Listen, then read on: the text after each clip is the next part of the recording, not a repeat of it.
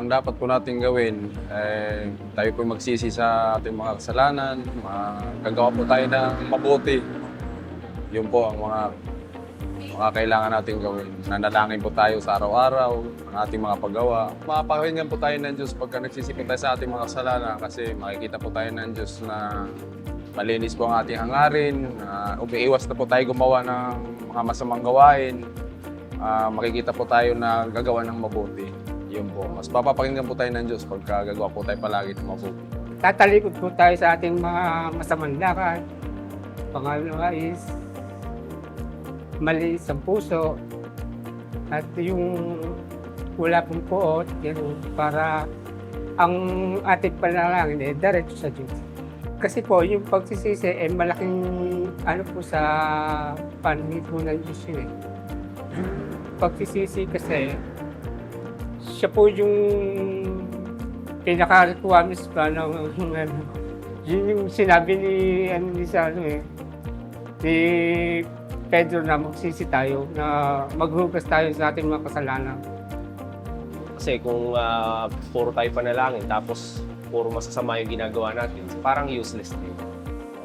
Siguro yung laging pagtulong sa kapwa, tapos ilan natin yung oras natin sa Diyos. Di ba, minsan kapag yung mga anak natin, kapag may hinihingi sa atin, parang nagkakaroon tayo ng law of reward na kapag gumagawa siya ng tama, binibigyan natin kung yung hinihingi niya. Pero kapag yung ginagawa niya hindi natin gusto or masama, syempre minsan nagdadalawang isip tayo kung ibibigay ba natin o hindi.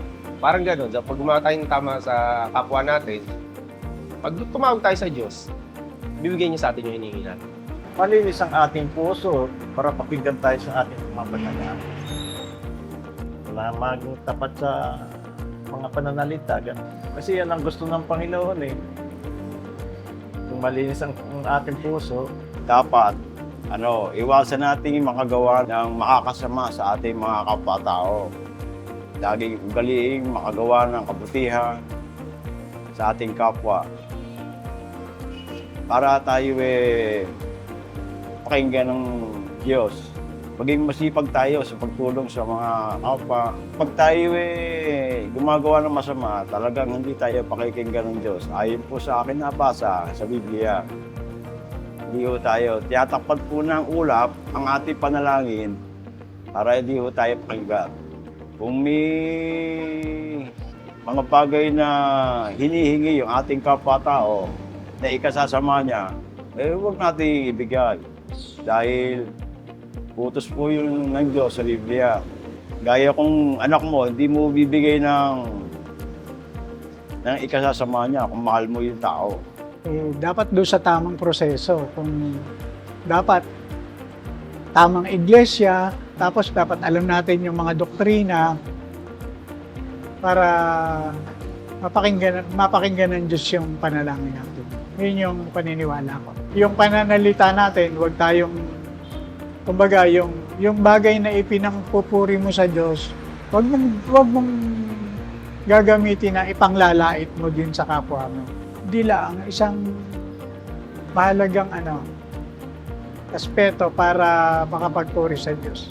Halimbawa, yung anak natin, kapag palamura, tapos kakausapin ako, halimbawa, hindi ako nasisiyahan doon eh. Ganon din ang Diyos kasi ang Diyos kapag yung tatawag ka sa Diyos tapos yung dila mo naman ipanglalait mo ng kapwa mo tapos tatawag ka sa Diyos, palagay ko hindi ka niya pakikinggan eh. Sa psychology, ang pananalangin ay maaaring magdulot ng pakiramdam ng pag-asa, kapanatagan, at mas malalim na pag-unawa sa sariling buhay at mga pinagdaraanan. Ipinapakita rin ng mga pag-aaral na ang mga taong may malinaw na layunin, taos-pusong intensyon, at regular na spiritual practices ay mas nakararanas ng emotional well-being at mas mataas na antas ng resilience sa gitna ng mga pagsubok. Pero ano kaya ang itinuturo ng Biblia tungkol sa dapat nating gawin upang pakinggan ng Diyos ang ating mga panalangin. Para po lagi tayong pakinggan ng Diyos, dapat makatiyak tayong ang ginagawa natin ay kalooban ng Diyos. We must be sure that we are doers of the will of God. Gaya ng iniutos ni Kristong panalangin, Ama namin nasa langit ka, sambahin nawa ang ngalan mo, dumating nawa ang kaharian mo, gawin nawa ang iyong kalooban kung paano sa langit, gayon din naman sa lupa. Yung paggawa po ng kalooban ng Diyos, yung paggawa ng kabutihan, yun po ang assurance na pakikinggan tayo ng Diyos pag tayo'y mananalangin. Pagka po kasi mananalangin ka kasama yung masamang budhi sa kapwa, kalakip yung taksil ka sa iyong asawa, o kalakip yung mga kalayawan, mga sugal, droga, kung ano-ano, manalangin ka man sa Diyos, di ka naman niya papakinggan eh. Yun po ang sinasabi ng Biblia. Pakinggan nyo sa Panaghoy, Kapitulo 3. Ganito ang ating mababasa sa salita ng Diyos. 44. Tinakpan mo ang iyong sarili ng alapaap na anupat hindi makadaan ang anumang panalangin. Gumagawa ang Diyos ng paraan para wag niya nang marinig yung panalangin ng mga taong masasama. Nagtatakip siya ng alapaap. Anupat hindi makadaan ang anumang panalangin. Tandaan niyo po, ang tubig po ay isang sound barrier. Ang alapaap po may tubig, parang panakip ng Diyos para wag makarating sa Kanya yung panalangin ng mga taong masasama.